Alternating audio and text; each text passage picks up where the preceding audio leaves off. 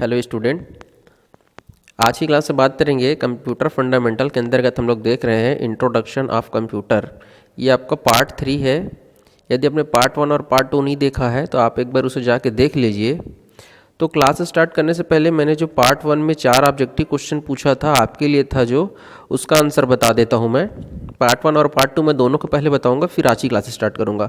तो पहला क्वेश्चन मैंने पूछा था कि कंप्यूटर निम्नलिखित में से कौन सा कार्य नहीं करता है। मैंने बहुत सारे वर्क बताए थे। तो कार्य नहीं करता मतलब 4 ऑप्शन में से 3 तो करता ही है, एक नहीं है। वो कौन सा आपको ढूंढना है। तो इनपुट, कंट्रोल और आउटपुट, ये उसके मेजर काम में से जो है सबसे मतलब जो मुख्य काम में का ही है ये, कि इनपुट लेना, उसको कंट्रोल करना और आउटपुट देना। अंडरस्टैंडिंग मशीन है, मशीन में अंडरस्टैंडिंग जैसी कोई चीज़ नहीं होता है। आपके दिए गए इनपुट के आधार पर ही उसको क्या करता है, वो आपको रिजल्ट, जिसको हम लोग आउटपुट कहते हैं, आपको प्रदान करता है। क्लियर है क्या? तो इस क्वेश्चन का आंसर आ जाएगा आपका डी, अंडरस्टैंडिंग। नेक्स्ट क्वेश्चन था कि कंप्यूटर का गुण कौन सा नहीं है।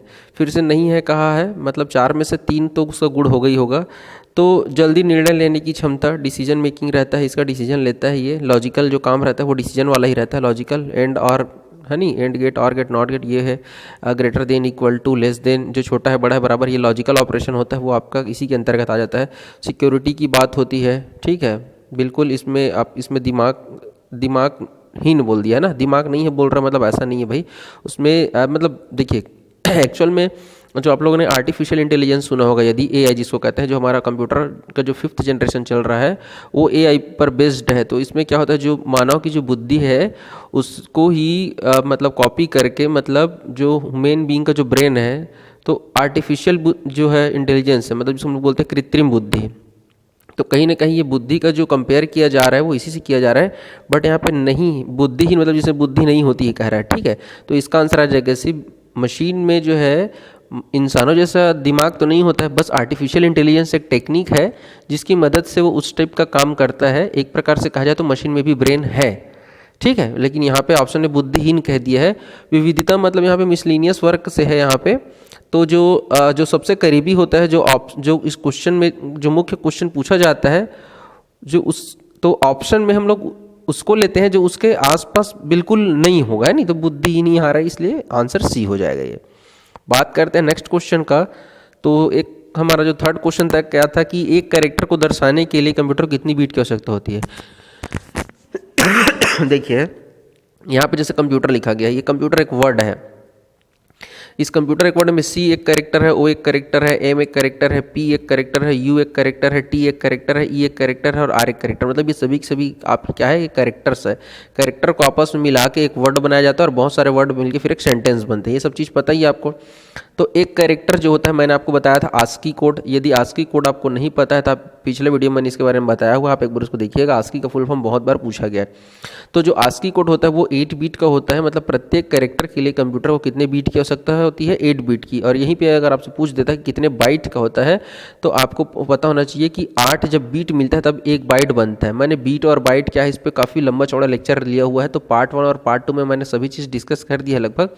आप वहाँ जाकर उसको जरूर देख लीजिएगा। उसी प्रकार से हम जो बोलचाल की भाषा में बोलते हैं 8 बीट, 16 बीट, 32 बीट, 84 बीट, जैसे आप लोग बोलते हैं कितने बीट का आपका प्रोसेसर है, ठीक है, या आपका जो कंप्यूटर हो कितने बीट का है ना। ये सब जो हम लोग पूछते थे, ये एक्चुअल में है क्या ये।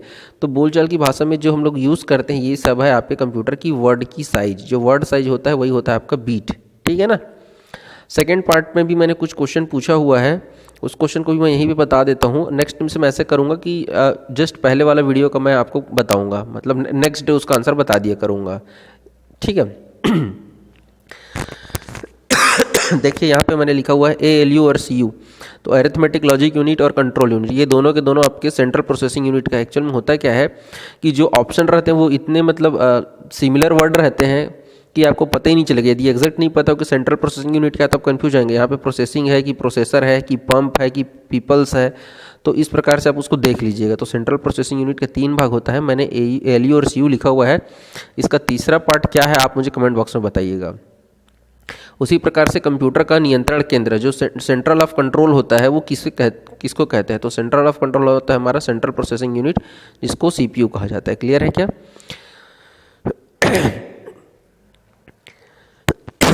माफ़ करिएगा, थोड़ा तबीयत सही नहीं चल रहा है अभी। तीसरा क्वेश्चन देखिए सीपीयू के जिस क्षेत्र में सभी गणितीय और तार्किक जो अर्थमेटिक और लॉजिकल काम संपन्न होते हैं वो होता है आपका एएलयू के अंतर्गत। एएलयू में क्या होता है, अर्थमेटिक यूनिट आपका रहता है एयू, और आपका होता है लॉजिक यूनिट। जो कि इस क्वेश्चन में देखिए लॉजिक यूनिट दिया हुआ है तो यही आपका आंसर हो जाएगा लॉजिक यूनिट। क्लियर है क्या? नेक्स्ट क्वेश्चन देखिए, जो वेरी लार्ज स्केल इंटीग्रेशन होता है तो एक चिप में लगभग कितने गेट होते हैं? तो लगभग यहाँ पे देख लीजिए आपका जो लगभग 10 करोड़, मतलब आपका ये लगभग ये ट्रिलियंस ऑफ इंस्ट्रक्शन को एग्जीक्यूट करता है ये, ठीक है ना। चलिए आज की क्लास स्टार्ट करते हैं। यहाँ से आपका जो हमारा थर्ड लेक्चर है वो शुरू हो रहा है। तो विश्व का जो प्रथम सुपर कंप्यूटर का निर्माण किसने किया था? तो ऑर्गेनाइजेशन का नाम पूछेगा आपसे। तो देखिए यहाँ पे तो मैंने फुल फॉर्म लिख दिया है, लेकिन बहुत बार एग्जाम में ऐसा हुआ है कि IBM का ही फुल फॉर्म पूछ दिया जाता है, या सीडेक का फुल फॉर्म पूछ दिया जाता है, या HCL का फुल फॉर्म पूछ दिया जाता है, ठीक है। तो आपको हो सकता है कि आंसर जो क्वेश्चन रहेगा वो आपका शॉर्ट फॉर्म में हो, बट मैंने यहाँ पे दोनों चीज़ लिख दी है। तो ये देखिए 4 ऑप्शन है और सभी के सभी कंप्यूटर से रिलेटेड है। तो आप यदि एग्जैक्ट आंसर नहीं रहेंगे तो थोड़े से तो कन्फ्यूज जरूर हो जाएंगे, बट आपका जो सही आंसर है सीडेक। सीडेक का फुल फॉर्म देख लीजिए, IBM का फुल फॉर्म होता है international business machine corporation, HCL का होता है हिंदुस्तान कंप्यूटर लिमिटेड, सीडेक का होता है centre for development of advance computing, और जो इंटेल है आपका जो प्रोसेसर बनाने वाली कंपनी है वो जो एक शब्द है आपका इंटीग्रेटेड इलेक्ट्रॉनिक्स। तो इंटेल का जो INT है वो इंटीग्रेटेड से लिया गया है और इलेक्ट्रॉनिक्स का जो EL है उससे लिया गया है। इस प्रकार से इंटेल का फुल फॉर्म बनता है। बात यदि सुपर कंप्यूटर की करें तो देखिए सुपर कंप्यूटर से भी बहुत सारे क्वेश्चन बनते हैं, ठीक है। तो सुपर कंप्यूटर क्या है? तो देखिए एक होता है जनरल पर्पस के लिए जो सामान्य काम करते हैं, जो घर में यूज़ होता है नहीं, वो जनरल पर्पस के अंतर्गत आ जाते हैं। एक सुपर कंप्यूटर जो स्पेशल पर्पस के लिए बनाया जाता है, जैसे सैटेलाइट लॉन्च वगैरह करना है, रियल टाइम पे जो वर्क होता है उसके लिए सुपर कंप्यूटर के लिए यूज़, मतलब सुपर कंप्यूटर यूज़ होता है। सामान्य काम जो है, जो बेसिक काम करता है वो आराम से कर सकते हैं आप, है नहीं, मिनटों में कर सकते हैं, बट ये सेकंड ही इसके लिए बहुत ज़्यादा हो जाता है। ये ट्रिलियंस ऑफ इंस्ट्रक्शन को विद इन सेकंड कर सकता है ये, इसीलिए इसको हाई लेवल ऑफ कैलकुलेशन और कंप्यूटिंग परफॉर्म करने के लिए इसका उपयोग किया जाता है।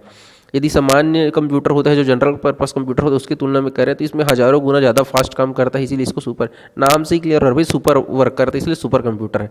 तो जैसे कि मैंने भी कहा, पावर एंड फास्ट प्रोसेसिंग और रियल टाइम टास्क, जैसे सैटेलाइट वगैरह लॉन्च होता है ना वो रियल टाइम पे होता है, मतलब उसमें एक एक second, micro second, nano second का भी मतलब वैल्यू होता है, ठीक है ना। तो इस टाइप का जो काम होता है ना, जैसे सैटेलाइट वगैरह हो गया, या जिसमें जैसे एरोप्लेन वगैरह को कब उसका टेक ऑफ करना है, कब उसका लैंडिंग कराना है, ये सब चीज़ भी रियल टाइम टास्क में ही होता है। तो वहाँ पे भी कहीं ना कहीं सुपर कंप्यूटर का ही प्रयोग किया जाता है। वेदर फॉरकास्टिंग के लिए कहें, ठीक है, सिमुलेटर में है, वहाँ पे सुपर कंप्यूटर का यूज़ किया जाता है। जो सबसे ज़रूरी चीज़ है वो है आपको फोर्थ पॉइंट, जहाँ पे मैंने लिखा है कि इसकी परफॉर्मेंस को कैसे मेजर किया जाता है या नापा जाता है। जैसे कंप्यूटर क्या होता है तो मेगाहर्ट्ज़ गीगाहर्ट्ज़ होता है, तो यदि सुपर कंप्यूटर का है तो आपका फ्लॉप्स होता है। इसका भी फुल फॉर्म पूछ देता है कई बार। तो F फॉर फ्लोटिंग पॉइंट होता है, FLOP फ्लोटिंग पॉइंट्स हो जाता है, O फॉर यहाँ पे ऑपरेशंस है, और पर सेकंड, मतलब आपको इसका शॉर्ट फॉर्म भी याद रखना फ्लॉप्स, और इसका होता है आपका फ्लोटिंग पॉइंट ऑपरेशन पर सेकंड। क्लियर है क्या? बात करते हैं सुपर कंप्यूटर के बारे में और क्या क्या चीज़ें पूछा जाता है। तो इसमें जो है ना 2 प्रकार की प्रोसेसिंग होती है, एक होती है सीरियल प्रोसेसिंग और एक होती है पैरेलल प्रोसेसिंग। तो जो हमारा सामान्य कंप्यूटर होता है वो सीरियल प्रोसेसिंग करता है। कैसे? देखिए, ये यूज़र इनपुट दे रहा है और ये आपका प्रोसेसर है, तो पहले पहला प्रोसेसर जाएगा, पहला टास्क जा रहा है प्रोसेस होने, फिर दूसरा काम जाएगा, फिर ये तीसरा काम जाएगा। इस प्रकार से सीरियल बाय सीरियल कोई भी काम होता है उसको एक एक करके किया जाता है, वो सीरियल प्रोसेसिंग कहलाता है। मतलब एक समय में केवल एक काम ही कर पाता है।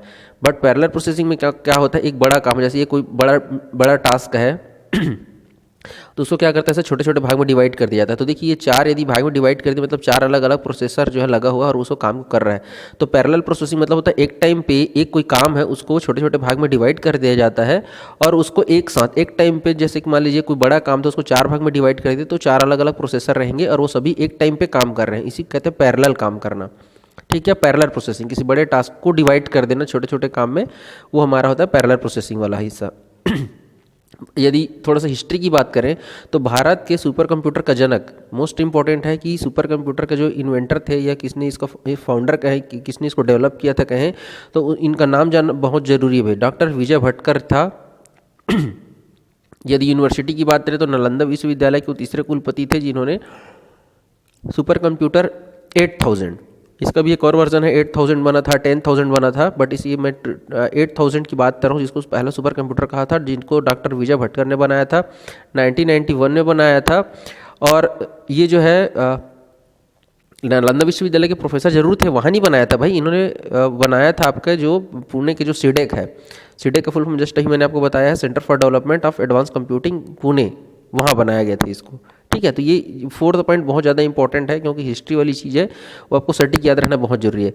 जो भारत के सबसे तेज सुपर कंप्यूटर्स हैं, जिससे देखिए ये जो परम सिद्धि है, अभी लेटेस्ट मैं कल का ही आपको ये आपका करंट अफेयर भी हो गया, जिसको आपका जो है स्थान मिला है, जो 500 कंप्यूटर की जो सूची बनाया गया है, जो सबसे पावरफुल है पूरे वर्ल्ड में, तो उसमें 500 की सूची में इंडिया का जो परम सिद्धि है उसको 63 पोजीशन मिला है भाई ये। ठीक है, तो ये बहुत इंपॉर्टेंट हो जाता है करंट अफेयर के पॉइंट ऑफ व्यू से, और टेक्निकल तो है ही है। तो इसमें देखिए परम सिद्धि है, प्रत्यूष जिसको क्रे XC40 बोलते हैं, क्रे इसी में मिहिर है, NC1 है, CERC है, आई डेटा फ्लेक्स है, ये सभी के सभी जो है आपके सुपर कंप्यूटर्स है। इससे जस्ट पहले यदि मैं बात करूँ, देखिए अभी मैंने कल का ही मैं आपको करंट अफेयर बता रहा हूँ, परम सिद्धि है जो AI बेस्ड है। ठीक है, तो जो प्रत्यूष है हमारा, प्रत्यूष क्रे XC40 है, वो सुपर कंप्यूटर है जिसकी मेमोरी 1.5 टेराबाइट है। और 8 जनवरी 2018 को जो हमारे डॉक्टर हर्षवर्धन है उस टाइम पे वो पृथ्वी विज्ञान मंत्री हुआ करते थे, अभी तो ये स्वास्थ्य मंत्री बन गए डॉक्टर हर्षवर्धन। ठीक है, तो इन्होंने IITM, ये भी आपको पता होना चाहिए कि कहाँ पर इसका यूज़ किया जा रहा है, तो IITM आपका है Indian institute of tropical metrology. ठीक है, जिसको मौसम विज्ञान संस्थान में इसको यूज़ किया जा रहा है। तो ये कुछ इंपॉर्टेंट फैक्ट है, इसको भी आपको नोट करते चलना है।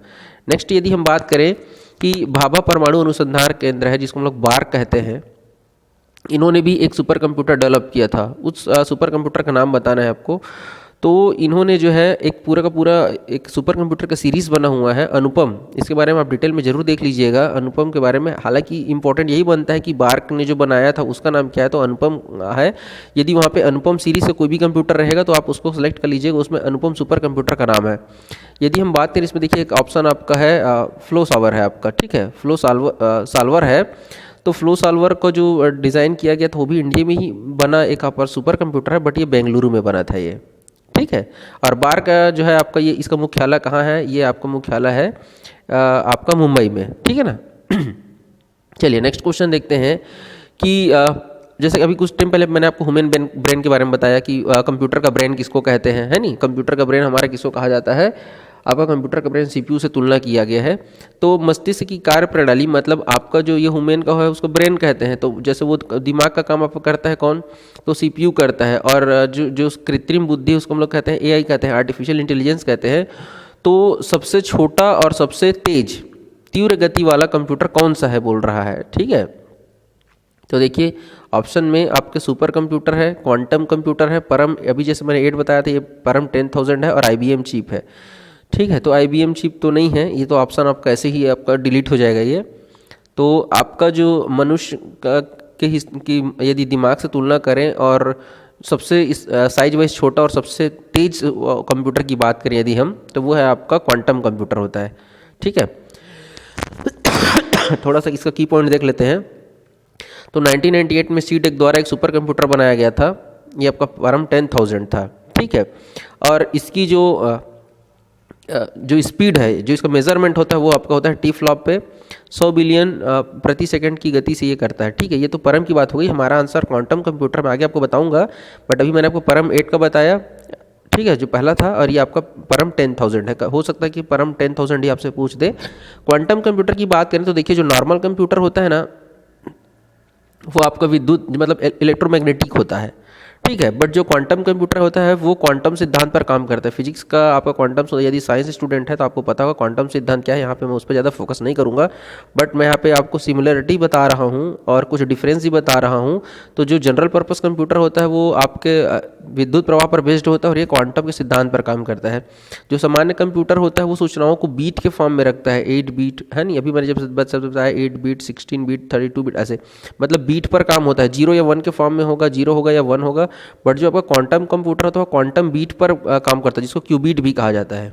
ठीक है, तो देख लीजिए यही चीज़ मैंने यहाँ पे रिपीट कर दिया है कि जो इनपुट होगा वो 0 या 1 के फॉर्म में होगा सामान्य कंप्यूटर में, जबकि जो क्वांटम कंप्यूटर्स में दोनों बाइनरी इनपुट मतलब 0 और 1 दोनों को साथ में लेकर जो है ऑपरेट करता है। सामान्य में 0 होगा या 1 होगा बीट, बट क्वांटम में बोथ होगा, दोनों एक साथ होगा। तो क्वांटम कंप्यूटर क्या है? तो क्वांटम कंप्यूटर एक सिंगल सेंट्रल प्रोसेसिंग यूनिट नहीं होता भाई, वहाँ पे n number of central processing होता है। जैसे पैरेलल काम करेंगे तो वहाँ पे नंबर ऑफ जो सीपीयू होगा वो ज़्यादा होगा, और वो सभी के सभी एक साथ काम करते हैं, बट उनका जो कैसे उसको डिज़ाइन किया जाता है या कैसे वो व्यवस्थित किया जाता है वो ज़्यादा इंपॉर्टेंट है। तो जो क्वांटम कंप्यूटर्स होते हैं जहाँ पे बहुत सारे सेंट्रल प्रोसेसिंग यूनिट सीपीयू रहते हैं, और उन सीपीयू को जो है स्टैक के फॉर्म में रखा जाता है। ऐसे स्टैक मतलब ऐसे होता है। तो यहाँ पे देखिए ये भी एक अच्छा चीज़ है, जानना चाहिए आपको स्टैक क्या है, क्योंकि ये भी कंप्यूटर का एक शब्द है। तो स्टैक मतलब होता है कि डेटा को एक जो सेंट्रल प्रोसेसिंग यूनिट होते हैं वो ऐसे एक के ऊपर एक रखा जाएगा इस फॉर्म में, ठीक है। और स्टैक के बारे में एक इंपॉर्टेंट चीज़ जान लीजिए, जो लास्ट इन होता है उसको फर्स्ट आउट कहा जाता है, लिफो, ठीक है क्या? ये डाटा स्ट्रक्चर का कुछ टर्मिनोलॉजी है लिफो। जो सीपीयू जैसे देखिए लीजिए ये 1 2 3 है, तो जो सीपीयू सबसे लास्ट में आया था वो सबसे पहले बाहर होगा, मतलब जहाँ से आप नया सीपीयू लेके आएंगे वो भी टॉप में रखा आएगा, और जो बाहर निकलेगा वो भी टॉप से निकलेगा, जिसको ये लिफो पर सिद्धांत पर काम करता है, ठीक है ना। ये जो वर्ड है स्टैक वो लिफो के सिद्धांत पर काम करता है। लिफो मतलब लास्ट इन फर्स्ट आउट। यहाँ तक ही मैं बात करूँगा। अब नेक्स्ट क्वेश्चन है कि इनमें से कौन सा सुपर कंप्यूटर है जो हमारे यहाँ नहीं बना है, हमारे यहाँ मतलब इंडिया में डेवलप नहीं हुआ है। तो देख लीजिए इसमें से 3 है, वो है जो हमारे यहाँ पहले से ही है। परम है, आपने देखा परम के बारे में मैंने बताया, 8000 और 10000 दोनों के बारे में मैंने अभी चर्चा किया। अनुपम के बारे में बताया, बार्क द्वारा। प्रत्यूष जो भी मैंने अभी कुछ टाइम पहले ही बताया कि सेकंड नंबर का है। अभी यदि मैं कल से पहले की बात करता तो सबसे टॉप में या ये जो लेटेस्ट सुपर कंप्यूटर था हमारा प्रत्यूष जो था, प्रत्यूष और मिहिर। और ये जो है प्रथम, ऐसा कोई सुपर कंप्यूटर अभी तक तो नहीं बना है, हम मे भी भविष्य में बन जाए तो अलग बात है। तो इसका आंसर हो जाएगा आपका 4th वाला। नेक्स्ट क्वेश्चन है डिजिटल कंप्यूटर कहाँ विकसित किया गया था। तो यदि हम बात करें उपयोगिता के आधार पर, तो आपका जो है डिजिटल कंप्यूटर होता है, एनालॉग होता है, हाइब्रिड होता है, अनुप्रयोग के आधार पर, है नी, एप्लीकेशन के आधार पर। तो इसको डेवलप किया गया था आपका यूएसए द्वारा, यूनाइटेड स्टेट ऑफ अमेरिका द्वारा इसको डेवलप किया गया था। थोड़ा सा डिजिटल के बारे में बात करते हैं।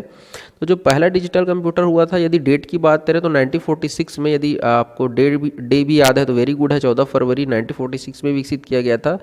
और जो है दुनिया का पहला डिजिटल कंप्यूटर कौन सा है करके, तो एनियाक होता है। तो ये यहाँ से 2 क्वेश्चन बन जाता है, एक तो आपका ईयर पूछ देगा, दूसरा यहाँ से सिर्फ नाम पूछ देगा कौन सा है, और तीसरा यहीं पे एक और बन जाता है, एनियाक का फुल फॉर्म पूछ दिया जाता है कि एनियाक का फुल फॉर्म क्या होता है। तो ई फॉर होता है electronics, N for numerical, I for integrator, और सी फॉर होता है कंप्यूटर। तो इलेक्ट्रॉनिक न्यूमेरिकल इंटीग्रेटर ये जो है आपका सबसे पहला डिजिटल कंप्यूटर होता है भाई, ठीक है।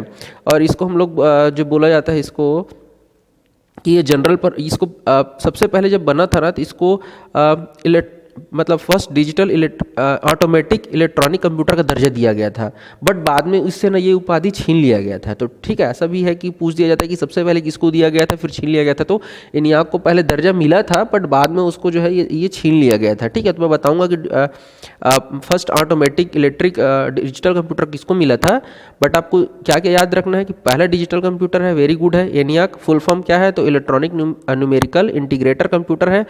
फर्स्ट जनरल पर्पस कंप्यूटर की उपाधि इसको मिली थी भाई, फर्स्ट जनरल मतलब सामान्य घरेलू उपयोग के लिए मिला था इसको। कौन सी यूनिवर्सिटी में और कौन कौन से वैज्ञानिक ने डेवलप किया था, ये देख लीजिए मैंने यहाँ पे लिख दिया है। पेंसिल्वेनिया नामक आपका विश्वविद्यालय था, और 2 वैज्ञानिक थे, जॉन मॉचली और प्रोफेसर जे फ्रेशर एकर्ड नाम के वैज्ञानिक ने, ठीक है। नाम को देख लीजिएगा, इंग्लिश नाम है थोड़ा सा, इसलिए मैंने इसको हिंदी में लिखा हुआ है ताकि आपको इसका प्रोनाउंसिएशन में किसी प्रकार की दिक्कत ना हो, ठीक है। इसी में मैं बात करता हूँ, ये देखिए मैंने यहाँ पे बिल्कुल क्लियर कर दिया है कि आपका स्वचालित इलेक्ट्रॉनिक डिजिटल कंप्यूटर अलग है बाबू, ठीक है। डिफरेंस याद रखना, डिजिटल कंप्यूटर अलग है। ENIAC को ही सबसे पहले दिया गया था, बाद में इससे उपाधि छीन ली गई थी, उसको फर्स्ट जनरल पर्पस कंप्यूटर का उपाधि अभी तक में दिया गया है। बट यदि मैं कहूँ कि ऑटोमेटिक मतलब स्वचालित इलेक्ट्रॉनिक डिजिटल कंप्यूटर कौन सा है, तो है ABC, जिसको बोला जाता है एटनासॉफ्ट बेरी कंप्यूटर। तो ये 2 अलग अलग वैज्ञानिक थे, एक एटनासॉफ्ट थे, इनका पूरा नाम था जॉन विंसेंट एटनासॉफ्ट, और इन्हीं का एक स्टूडेंट था जिसको इन्होंने एक असिस्टेंट के रूप में जिनके साथ मिलकर ये बनाया था, जिसका नाम था क्लिफोर्ड बेरी, ठीक है। इसको बोला जाता है ABC, और इसी को ही उपाधि दिया गया था पहला स्वचालित इलेक्ट्रॉनिक डिजिटल कंप्यूटर। सन की यदि याद रखा तो 1937 में। तो ये देखिए मैं दोनों को यहाँ पे लिख दिया हूँ मैंने। हालांकि शुरुआत यहीं से हुई थी, बाद में उसको जो है इससे उपाधि छीन के उसको प्रदान कर दिया गया था। ठीक है, तो एक्चुअली देखिए क्या है भाई, अभी आप सबको पता है कि computer question direct straightforward कम आता है, घुमा फिरा के ज़्यादा पूछता है। तो हिस्ट्री वाले क्वेश्चन थोड़ा टफ रहते हैं क्योंकि एग्जैक्ट ईयर पता होना चाहिए, वैज्ञानिक का नाम पता होना चाहिए। छोटा देखिए डिजिटल कंप्यूटर ये भी है, डिजिटल कंप्यूटर वो भी है, बट ये आपका सिर्फ जो है डिजिटल कंप्यूटर है वो इलेक्ट्रॉनिक डिजिटल कंप्यूटर है। तो आपको ऐसे थोड़ा कुछ माइनर डिफरेंस है जिसको आपको पकड़ना है भाई। यदि हम भारत के में भी बात करें, क्योंकि ये जो है आपका तो इंडिया की बात नहीं, वर्ल्ड की बात होती है। यदि इंडिया की बात करें तो इंडिया में जो है सबसे पहले आपका हुआ था, मतलब जो डिजिटल कंप्यूटर हुआ था, मतलब जो बना था उसका नाम था आपका TIFRAC, Tata institute of fundamental research atomic calculator. ये जो है टाटा आपका इंस्टीट्यूट जो फंडामेंटल रिसर्च है वहाँ पे जो है आपका जो 1960 में इसको जो है यूज़ किया गया था, ये बनाया गया था, ऐसा बोल सकते हैं आप। ठीक है, तो पहला डिजिटल कंप्यूटर तो उस टाइम पे भी जो डॉक्टर जो हमारा क्या नाम था उनका, मुझे वो अभी मैंने बताया आपको बार्क के बारे में, बार्क है नहीं। तो ये जो एक्चुअल में ये मुंबई में है, ये आपका जो है Tata institute of fundamental research centre, वहाँ पे ही बनाया गया था ये। ठीक है, चलिए आगे बढ़ते हैं, नेक्स्ट देखते हैं। तो कुछ इसके बारे में थ्योरी बता देता हूँ कि डिजिटल कंप्यूटर एक्चुअल में होता क्या है। तो वो कंप्यूटर जो इनपुट और आउटपुट दोनों में बाइनरी नंबर सिस्टम का प्रयोग करता है। बाइनरी नंबर सिस्टम आप सबको पता है, 0 1 आपका बाइनरी नंबर सिस्टम होता है। इसका आधार या बेस कितना होता है ये भी पूछ दिया जाता है कि बाइनरी सिस्टम का बेस कितना होता है, 2 होता है। ये 2 होता है इसीलिए इसकी वैल्यू 0 और 1 होती है। ठीक है, 0 और 1 ये 2 होता है। और डिजिटल कंप्यूटर केवल और केवल जो है मशीन लैंग्वेज पर ही काम करता है। मशीन लेवल लैंग्वेज जो हम लोग जो रीड करते हैं वो हाई लेवल लैंग्वेज है, कंप्यूटर जो समझता है वो मशीन लैंग्वेज है। तो हमारे और कंप्यूटर के बीच में, मतलब मशीन के बीच में जो है एक इंटरप्रेटर और कंपाइलर यूज़ किया जाता है। कंपाइलर क्या है, तो मशीन लैंग्वेज को हाई लेवल लैंग्वेज में कन्वर्ट करना, और हाई लेवल लैंग्वेज को मशीन लैंग्वेज में कन्वर्ट करने के लिए कंपाइलर का प्रयोग किया जाता है। ठीक है, तो ओवरऑल कंक्लूजन ये है कि जो डिजिटल कंप्यूटर है वो बाइनरी नंबर सिस्टम पर बेस्ड है, वैल्यू केवल लेगा 0 और 1 के फॉर्म में। यदि आप उसको हाई लेवल लैंग्वेज में देंगे तो कंपाइलर का प्रयोग करते हुए वो क्या करेगा, उसको कन्वर्ट करके अपने जिस भाषा में समझता है उसको वो कन्वर्ट कर लेगा मशीन लैंग्वेज से बाइनरी में, और बाइनरी से मशीन लैंग्वेज में। उसका जो भी कंक्लूजन निकलेगा वो आपको रिटर्न कर देगा आउटपुट के रूप में। ठीक है, यदि डिजिटल कंप्यूटर की बात करें तो साइज और आकार के पर आधारित जो है इसका 4 भाग में बांटा गया है। ठीक है, एक होता है आपका माइक्रो, मिनी, मेन फ्रेम, और अभी सुपर कंप्यूटर तो मैंने पहले डिस्कस कर लिया है। तो चलिए फटाफट इसको देख लेते हैं। तो माइक्रो जो कंप्यूटर था इसको हम लोग जो है आपका जो पर्सनल कंप्यूटर्स होता है जो घर में आप लोग यूज़ करते हैं, जो छोटे छोटे बेसिक काम करने के लिए, उसी को हम लोग जो है माइक्रो कंप्यूटर कहते हैं। ठीक है, माइक्रो कंप्यूटर में माइक्रो प्रोसेसर का मुख्य जो है रोल रहता है, वही मतलब सबसे इंपॉर्टेंट पार्ट होता है। माइक्रो प्रोसेसर CPU जिसको बोलते हैं, प्रोसेसर कहते हैं। मैंने बहुत सारे प्रोसेसर का नाम आपको पहले बताया हुआ है। लेटेस्ट में i3 i5 i7 चल रहा है, उससे पहले Core 2 Duo, dual core, Pentium processor ये सब चलता था। तो इससे रिलेटेड जो है इंपॉर्टेंट फैक्ट और हिस्ट्री की बात करें तो 1971 में इंटेल कॉर्पोरेशन ने माइक्रो प्रोसेसर का निर्माण किया था। यदि वैज्ञानिक की बात करें तो एडवर्ड वी रॉबर्ट नाम के वैज्ञानिक ने बनाया था। इंटेल द्वारा एडवर्ड वी रॉबर्ट ने 1971 में सबसे पहले माइक्रो प्रोसेसर बनाया, और उसी समय फिर माइक्रो प्रोसेसर कंप्यूटर का जो है माइक्रो कंप्यूटर का जो है विकास हुआ। जो आपका माइक्रो कंप्यूटर होता है उसी को हम लोग PCB कहते हैं, पर्सनल कंप्यूटर। तो कई बार पूछ दिया जाता है कि माइक्रो कंप्यूटर कौन से कैटेगरी में आता है, तो पर्सनल कंप्यूटर जो हम लोग घर में यूज़ करते हैं वही हमारा है माइक्रो कंप्यूटर। ठीक है, सबसे ज़रूरी चीज़ है कि माइक्रो कंप्यूटर किस टाइप का है, मतलब इसमें कितने यूज़र एट ए टाइम काम कर सकते हैं। तो सिंगल यूज़र, एक टाइम पे केवल एक ही यूज़र काम कर सकता है, और उसमें एक ही प्रकार का काम करने के लिए इसको बेसिकली बनाया जाता है। बात करें मिनी कंप्यूटर की, तो जैसे देखिए जैसे जैसे इधर से बढ़ते जा रहा है, माइक्रो से मिनी आया, तो इसकी परफॉर्मेंस में कुछ ना कुछ जो है आपका इंक्रीज़ हुआ, इसका परफॉर्मेंस में कुछ सुधार किया गया, साइज़ को थोड़ा सा कम किया गया था। तो यदि बात करें तो इसमें जो प्रोसेसिंग होता है या काम करने की जो क्षमता होता है वो इस 5 गुना था, माइक्रो कंप्यूटर की तुलना में लगभग 5 गुना अधिक था। ठीक है, जिससे इसका जो है थोड़ा सा साइज ही बढ़ गया था। वो आपका जो सिंगल यूज़र के लिए बना था, बट ये आपके मल्टी यूज़र के लिए काम करता है, मतलब एक टाइम पे ज़्यादा यूज़र काम कर सकते हैं। टाइम शेयरिंग का मतलब होता है कि यदि आप 3-4 काम ऐसे कर रहे हैं बेटा, यहाँ पे एक प्रोसेसर है, तो जैसे ये देखिए ये अलग अलग 3 आप काम कर रहे हैं, तो ये जो पहला जाएगा कुछ जैसे 5 सेकंड के लिए पहला जो आपका काम है वो चलेगा, देन अगला दूसरा आएगा वो भी 5 सेकंड के लिए काम करेगा, फिर तीसरा आएगा वो 5 सेकंड के लिए काम करेगा, फिर चौथा आएगा वो 5 सेकंड के लिए काम करेगा, फिर से रोटेट होगा, फिर पहला दूसरा तीसरा चौथा, ऐसे करते करते मतलब जो है अब प्रोसेसर को पर्टिकुलर किसी एक ही काम के लिए नहीं दिया जाता है।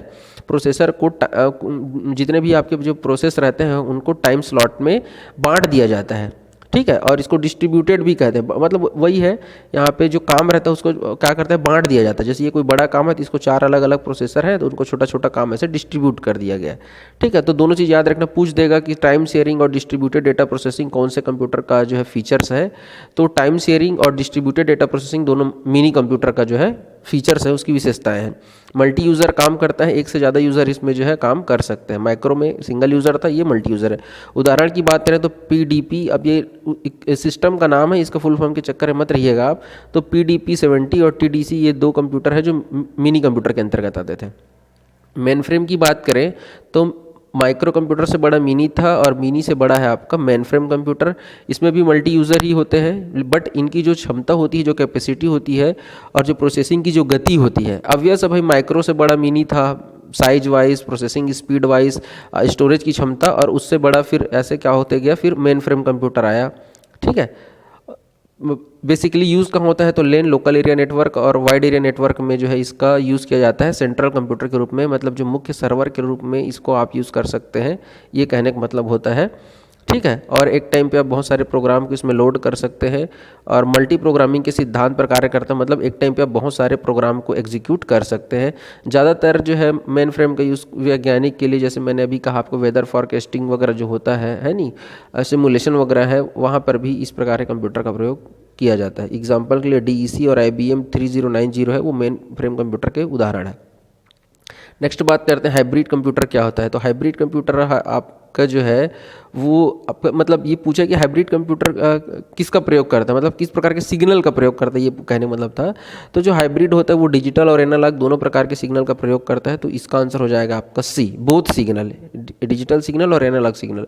तो चलिए थोड़ा सा देख लेते हैं कि एनालॉग सिग्नल है क्या। तो सबसे पहले डायग्राम में दिखा देता हूँ। तो एनालॉग सिग्नल की जो वैल्यू होती है वो आपका कंटिन्यूस बदलते रहता है। इसमें मिनिमम और मैक्सिमम के बीच में इसका जो है वैल्यू कम ज़्यादा होते रहता है। तो ऐसा सिग्नल जिसमें वोल्टेज तथा वोल्टेज कहें या विद्युत धारा का मान है वो समय के साथ अपनी स्थिति बदलता रहता है, उसको एनालॉग सिग्नल कहते हैं, ठीक है। क्या इसमें लगातार बदलाव आते रहते हैं, इसीलिए इसको आपका कंटिन्यूस चेंज कहते हैं। लगातार बदलाव आपको दिख रहा होगा, देखिए ऐसे सडनली नहीं हो रहे, धीरे धीरे कम ज़्यादा ऐसे हो रहा है। यदि मैं इसको ऐसे बात करूँ, देखिए एनालॉग सिग्नल जो है डेसिमल नंबर सिस्टम का प्रयोग करता है। डेसिमल नंबर सिस्टम जिसका आधार होता है आपका 10, बाइनरी नंबर सिस्टम का आधार 2 होता है, डेसिमल नंबर सिस्टम का आधार 10 होता है। 10 मतलब 0 से लेकर 9 तक के अंकों का प्रयोग करता है, ठीक है। ये छोटी छोटी चीज़ें भी याद रखिए, नंबर सिस्टम के लिए मैं सेपरेट वीडियो अलग बताऊंगा।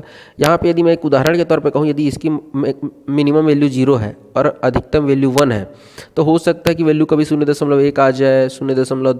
आपका 2 आ जाए, 0. आपका जो है 4 आ जाए, ऐसे मतलब देख लीजिए 1 से कम ही आएगा तो ऐसा वैल्यू हो सकता है, ठीक है, चेंज हो सकता है।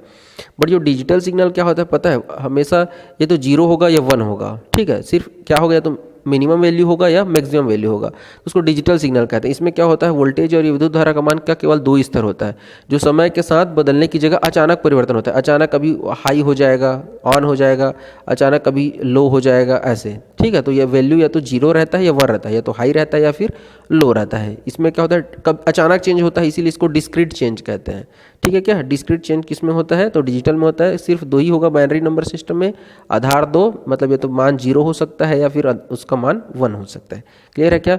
यदि बात करें एप्लीकेशन के आधार पर कितने प्रकार के कंप्यूटर होते हैं, तो अनुप्रयोग या एप्लीकेशन के आधार पर 3 प्रकार का कंप्यूटर होता है एनालॉग, एक होता है डिजिटल और दोनों को मिला के बना है हाइब्रिड। तो नाम से क्लियर है, एनालॉग सिग्नल में क्या होता है कि मतलब एनालॉग कंप्यूटर में क्या होता है, देखिए मतलब वो कंप्यूटर होता है जिसका यूज़ हम लोग काउंटिंग के लिए करते हैं, सॉरी मेजरमेंट के लिए करते हैं, मेजरमेंट के लिए, माफ़ करिए, काउंटिंग के लिए डिजिटल यूज होता है, मेजरमेंट के लिए मतलब जैसे कि दाब है, तापमान है, लंबाई है, ऊंचाई है, ठीक है, जिसके अब मतलब जो वैल्यू है, जो मान है वो हमेशा क्या होता है, लगातार परिवर्तन होता रहता है, ठीक है। और आपका जो डिजिटल कंप्यूटर उसमें क्या होता है, ऐसा कंप्यूटर जिसमें नंबर के आधार पर काम करता है, हमेशा या तो जीरो लेगा या वन लेगा, अभी मैंने आपको कुछ टाइम पहले बताया, ठीक है। और हाइब्रिड रहता है, उसमें क्या होता है, एनालॉग कंप्यूटर और डिजिटल कंप्यूटर दोनों प्रकार से वो दोनों की विशेषताएं रखता है। मतलब वो क्या करेगा, भौतिक मात्राओं को भी नापता है और अंकों की गणना भी करता है। अभी आपको उदाहरण बताऊंगा, समझ में आ जाएगा। जैसे एनालॉग कंप्यूटर आपने कहाँ देखा है, या उसका उदाहरण क्या है, तो जैसे थर्मामीटर देखिए, टेम्परेचर नापने के लिए बॉडी का टेम्परेचर नापना है। स्पीडोमीटर बाइक का स्पीड बताएगा, वो कितने किलोमीटर प्रति घंटा के हिसाब से। घड़ी में देखिए आपको सिर्फ वो नंबर बताता है, 11:05 6 सेकंड ऐसे कुछ। तो जहाँ पर सिर्फ नंबर की मतलब आपका जो है ये सिर्फ मेजरमेंट करता है ये, ठीक है। ये क्या करता है, ताप दाब इन सब का, ठीक है, ऊंचाई का, इन सब का। बट डिजिटल कंप्यूटर जैसे कहे तो लैपटॉप है, डेस्कटॉप है, स्मार्ट घड़ी डिजिटल है, कैलकुलेटर है, जिसमें आपका क्या होता है, हमेशा वैल्यू गणना करता है। ये गणना के लिए किया जाता है और ये नाप के लिए किया जाता है, मापना, ये सब आपका एनालॉग का काम है। हाइब्रिड कंप्यूटर का उदाहरण है आपको जो पेट्रोल पंप में देखिएगा, पेट्रोल पंप में जो मशीन लगी हुई रहती है उसमें देखिएगा कितना लीटर डाल रहा है वो भी देखता है, पेट्रोल की मात्रा लीटर में देखेगा, और कितना रुपए का हो गया उसको भी बताता है, और मूल्य की गणना भी करता है, तो वो हाइब्रिड में आ जाएगा। तो ये उदाहरण ज़्यादा इंपॉर्टेंट है, इससे आप समझिएगा कि एनालॉग, डिजिटल और हाइब्रिड कंप्यूटर में क्या डिफरेंस है। तो नेक्स्ट क्वेश्चन देखते हैं। संसार का मतलब वर्ल्ड का प्रथम प्रोग्रामर कौन था। प्रोग्रामर कौन होता है, जो प्रोग्राम बनाता है। हम जो सेट ऑफ इंस्ट्रक्शन होता है, निर्देशों का जो समूह होता है, उसको हम लोग बोलते हैं प्रोग्राम। प्रोग्राम को आप बोल सकते हैं एक प्रकार का एप्लीकेशन या सॉफ्टवेयर होता है। तो सबसे पहला प्रोग्रामर का नाम बताना है वर्ल्ड वाइड में, तो वो थी आपकी एक लेडी थी, लेडी प्रोग्रामर थी, एडा अगस्ता जिनका नाम था। वो चार्ल्स बेबेज की एक स्टूडेंट थी, ठीक है। तो एडा अगस्ता ही आपकी जो है आप प्रथम प्रोग्रामर थी। बात करते हैं यदि बाइनरी नंबर सिस्टम का, तो जो इसको द्विधारी पद्धति कहते हैं, तो इसका प्रयोग में आने वाले कंप्यूटर को क्या कहते हैं। तो अभी मैंने जस्ट आपको बताया जो डिजिटल कंप्यूटर होता है वो आपका बाइनरी नंबर सिस्टम का प्रयोग करता है। बाइनरी नंबर सिस्टम जिसका आधार हमेशा कितना होता है, बेस होता है 2, मतलब उसमें मैक्सिमम 2 वैल्यू हो सकती है बेटा, जैसे 0 और 1, यही है आपका बाइनरी नंबर सिस्टम। इसी प्रकार से आपका जो एनालॉग सिग्नल होता है या जो एनालॉग कंप्यूटर में यूज़ होता है वो होता है आपका डेसिमल होता है। तो डेसिमल में जो होता है जिसका में आपका बेस होता है 10, आधार 10 है, मतलब 0 से लेकर 9 तक के अंकों का प्रयोग किया जाता है। हाइब्रिड कंप्यूटर में जो है आपका हाइब्रिड, दोनों प्रकार का एनालॉग और डिजिटल कंप्यूटर मिलकर आपका हाइब्रिड बनाते हैं, जिसमें इसमें आपका बेटा ऊंचाई माप ये सब करते हैं, ठीक है। मतलब आदमी का हाइट कम ज़्यादा होते रहता है, ठीक है। आपका स्पीड की बात करें, जैसे गाड़ी चला रहे कहीं 20 की स्पीड से, तो ये सब आपका एनालॉग के अंतर्गत आ जाता है। और डिजिटल में तो आपका क्या होता है, मैंने आपको अभी बताया, जो पर्सनल कंप्यूटर वगैरह है, ठीक है, जो घड़ी वगैरह है वो आपके डिजिटल के अंतर्गत आ जाता है। क्लियर है क्या। ये देखिए मैंने थोड़ा सा यहाँ पर लिख दिया है कि जो बाइनरी नंबर सिस्टम है, हिस्ट्री है, तो इसको आप बिल्कुल स्टार बना के तो नोट करके रख लीजिए कि 1989 में जो आपके गॉटफ्रेड लिबनिज नाम के जो वैज्ञानिक थे, उन्होंने ही इसकी आविष्कार की थी भाई, ठीक है। चलिए नेक्स्ट देख लेते हैं। भारत में सिलिकॉन वैली, देखिए इस प्रकार का क्वेश्चन पूछा जाता है। देखिए कुछ कंट्रीज़ हैं कुछ, जैसे इंडिया में कुछ स्टेट है जिनको अपन कंप्यूटर से रिलेटेड है, जहाँ पे कंप्यूटर के एक प्रकार से हब है कहा जाए, उनको एक संज्ञा दे दिया गया। जैसे सिलिकॉन वैली किसको कहा जाता है, तो सिलिकॉन वैली आपका कहा जाता है बेंगलुरु को सिलिकॉन वैली कहा जाता है। उसी प्रकार से साइबर सिटी कहा जाता है गुरुग्राम को, पहले गुड़गांव था, अभी गुरुग्राम हो गया है। तो अब पता है ना, गुरुग्राम आपका हरियाणा में आता है। हालांकि आपको दिल्ली से लगा हुआ तो लोग कन्फ्यूज रहते हैं, बट गुरुग्राम आपका हरियाणा में ही आता है, ठीक है। पुणे को IT पार्क कहा जाता है, ठीक है। तो ये कुछ इंपॉर्टेंट फैक्ट थी, इसको भी आप देख लीजिएगा। गुरुग्राम और पुणे के बारे में IT और साइबर सिटी, ठीक है। चेन्नई जो है ना आपका IT इंफ्रास्ट्रक्चर के लिए बहुत ज़्यादा फेमस है ये, ठीक है। चलिए बात करते हैं, आज का लास्ट क्वेश्चन है ये कि आपका जो कमर्शियल यूज़ के लिए, बिजनेस पर्पस के लिए, जिसको वाणिज्य उपयोग के लिए कहा जाता है, तो वाणिज्य उपयोग में आने वाला सबसे पहला कंप्यूटर कौन सा था। तो यहाँ पे मैंने फिर से आपको बता देता हूँ, यहाँ पे देखिए ऐसा फुल फॉर्म नहीं दिया रहेगा, ऐसे शॉर्ट फॉर्म में दिया रहेगा। तो एक क्वेश्चन सभी के ही बन जाता है कि जो आपका EDCAC क्या SSC है, उसका फुल फॉर्म क्या होता है, ENIAC का फुल फॉर्म क्या होता है, यूनियाक का फुल फॉर्म क्या होता है, EDVAC का फुल फॉर्म क्या होता है। तो जो सबसे पहला जो कमर्शियल यूज़ के लिए यूज़ हो रहा था कंप्यूटर, उसका है आपका यूनियाक। मोस्ट इंपॉर्टेंट है, इसका फुल फॉर्म बेटा कई बार पूछा गया है। तो यहाँ पे जो आपका UNI है, V है, ये आपका होता है यूनिवर्सल, A फॉर आपका है ऑटोमेटिक और C फॉर है कंप्यूटर। इस प्रकार से ये आपको बनता है। अभी ENIAC का मैंने अभी कुछ टाइम पहले आपको बताया है, electronic numerical integrator and computer, ये आपका पहला जनरल पर्पस कंप्यूटर था ये, ठीक है। और आपका जो EDVSAC है, इसका होता है electronic delay storage automatic calculator. और आपका जो EDVAC होता है इसका होता है आपका electronic discrete variable automatic computer. तो ये फुल फॉर्म आप एक दो बार देख लीजिएगा, क्योंकि सिमिलर टाइप का रहता है तो हो सकता है कभी कन्फ्यूजन हो आपका। जैसे ये देखिए, इसमें कन्फ्यूजन हो सकता है आपका इन दोनों में। देखिए यहाँ पे डी फॉर यहाँ पे डिले है और यहाँ पे डी फॉर डिस्क्रीट है, ठीक है। तो कई बार क्या करते हैं, कन्फ्यूज करने के लिए सिमिलर टाइप का वर्ड यूज़ कर दिया जाता है। बात करते हैं हम लोग कमर्शियल यूज़ के लिए जो उपयोग हो रहा था कंप्यूटर उसके बारे में। तो आपका जो है, अच्छा जी साइबर सिटी फिर से कैसे आ गया, चलिए कोई नहीं, उसको देख लीजिएगा। तो आपका जो इसके बारे में आपको बता देता हूँ, यूनिवैक के बारे में, जिसका फुल फॉर्म मैंने अभी आपको बताया, यूनिवर्सल ऑटोमेटिक, ठीक है ना। तो इसको जो है कब बनाया गया था, तो 14 जून आपका 1951 को 1951 में अमेरिका में यूज़ किस लिए किया गया था, तो जनगणना के लिए यूज़ किया गया था, ठीक है। और इसी को ही पहला व्यावसायिक कंप्यूटर के रूप में इसका जो है गिनती किया जाता है या इसको उपाधि दी गई थी। वैज्ञानिक का नाम यदि आप याद रख सकते हैं तो बिल्कुल याद रखिएगा, जे प्रिपर एकर्ड और जॉन मॉली। आपको, हाँ बिल्कुल, कुछ लोगों को याद आ गया है ऐसा मुझे लग रहा है। तो जो एनियाक था, ठीक है, आपका जो एनियाक था उसका भी वैज्ञानिक यही थे, ठीक है ना, इन्होंने ही बनाया था उसको भी। क्लियर है क्या। तो जितने भी मैंने शॉर्ट फॉर्म बताए हैं इनको आप बिल्कुल अच्छे से याद रखिएगा। इलेक्ट्रॉनिक न्यूमेरिकल इंटीग्रेटर ये सबसे ज़्यादा इंपॉर्टेंट है, एनियाक, और आपका ये भी इंपॉर्टेंट है। हालांकि जितने भी मैंने यहाँ पे लिखा हुआ सभी इंपॉर्टेंट है बेटा, बट जो क्वेश्चन बहुत बार आया हुआ है उसको तो आप जरूर याद रखिएगा। तो यूनिवर्सल ऑटोमेटिक कंप्यूटर 1951 में प्रिपर एकर्ड और जॉन मॉली द्वारा बनाया गया था, और एनियाक को भी इन्होंने ही बनाया था। तो ठीक है, आज के लिए मैं कुछ एकदम बेसिक क्वेश्चन पूछ रहा हूँ जो आज से क्लास से रिलेटेड है, कि भारत में सुपर कंप्यूटर परम का निर्माण कहाँ किया गया था, IC चिप किसका बना हुआ रहता है, IBM का फुल फॉर्म बताना है आपको, या IBM क्या है बताना है, ठीक है। अच्छा, फुल फॉर्म मैंने यहाँ पूछा हुआ है और IBM क्या है मैंने यहाँ पूछा हुआ है, ठीक है। तो मिलूंगा मैं नेक्स्ट लेक्चर में, और जो भी क्वेश्चन मैंने आपसे पूछा आप उसका आंसर कहीं पर नोट करके रखिएगा। कल के लेक्चर में मैं आंसर कल ही इसका बता दूंगा, ठीक है। वीडियो में कुछ भी दिक्कत होगा तो आप कमेंट सेक्शन में या जो भी मोबाइल नंबर दिया गया वहाँ पे आप एक बार उनसे संपर्क करके पूछ लीजिएगा। मिलेंगे नेक्स्ट लेक्चर में। वीडियो देखने के लिए बहुत बहुत धन्यवाद। जय हिंद, जय भारत।